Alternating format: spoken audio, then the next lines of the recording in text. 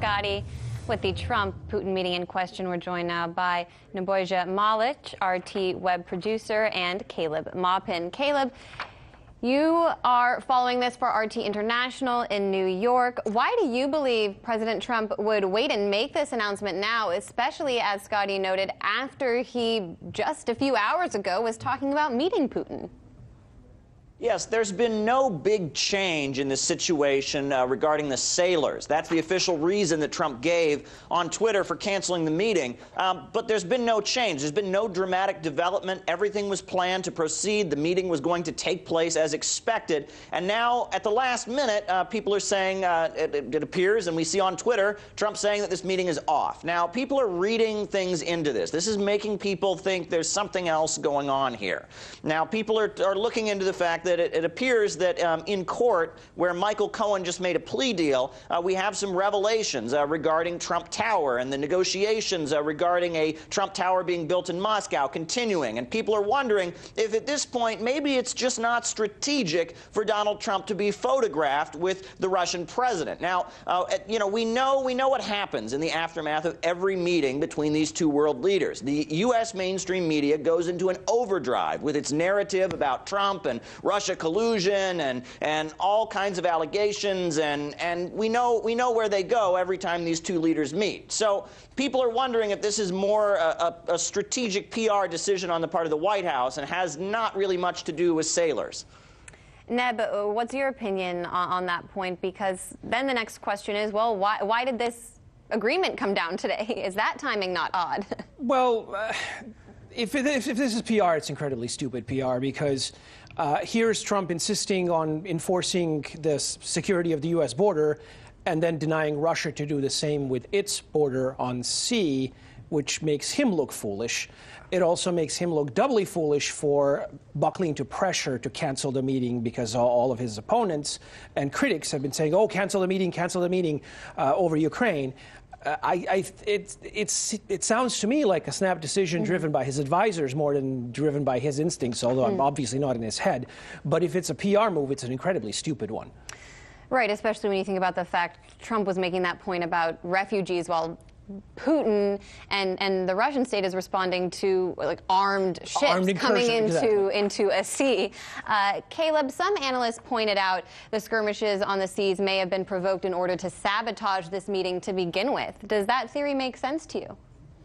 Well, a lot of forces are saying that, and that's been largely raised. Let's remember that Poroshenko, the president of Ukraine, has roughly 8% approval rating. 8%. Less than 1 in 10 Ukrainians support their president at this point. And, if you read the tweet from Trump, you would get the impression that Russia is just, maniacally holding these sailors out of cruelty or something. Let's talk about what's actually happening on the ground there. Ukraine is under martial law at this point, right? They just torched a Russian consulate. A mob of fanatical supporters of the government there just torched a Russian consulate. It's not exactly, just a calm situation, and Russia is just arbitrarily doing this. Things are rather intense, and the context is not being really examined here. And yes, the Ukrainian government is quite unpopular. I think that it's not just unpopular among the people that rejected it from the beginning. It's also unpopular among some of the initial supporters who feel like it hasn't delivered on the demands. 8% approval rating for Poroshenko. I think there's more that meets the eye here, and that there's politics going on here all around. And Neb, it's not as though these soldiers are being held by Russia for no reason. They've actually been charged at this stage. Can you talk about that? Well, they've been charged with criminal trespassing, essentially, and they're being processed through the courts. They've sort of been in administrative detention. It's a routine procedure pending the trial and everything. I mean, this is, again, we were just talking about Maria Butina just a few minutes ago. Same thing, same procedure. Is Putin going to demand, free our citizens or else? No, because there's a court procedure that's supposed to take place. There's a whole rule of law thing. What that rule of law Well, thing? no, obviously, because it doesn't apply to certain people. Exactly. No, the other thing that I'm sort of disconcerted about is that for years and years, starting with the Ukraine crisis, there's been a perception in Russia that the American administration, the previous one, is, to put it mildly, agreement incapable. There's an actual word in Russian for it.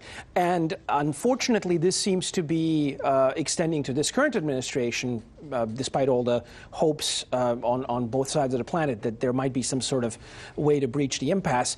It seems like whether it's Trump himself or his advisors, or is the Russiagate finally getting the benefit of scuttling any sort of detente, it seems like the Trump administration at this point is fully embracing the policy of its predecessors.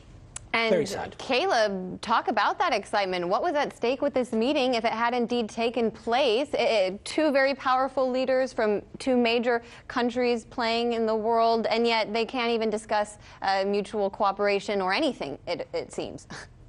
Well, I think people were very optimistic about the upcoming meeting between the two leaders, just like they were optimistic about that meeting between Trump and President Xi that is, I guess, still supposed to be taking place, right? There's so much tension at this point, and people were hoping that things could be resolved. This was an opportunity to resolve issues regarding the situation with the soldiers that are being held.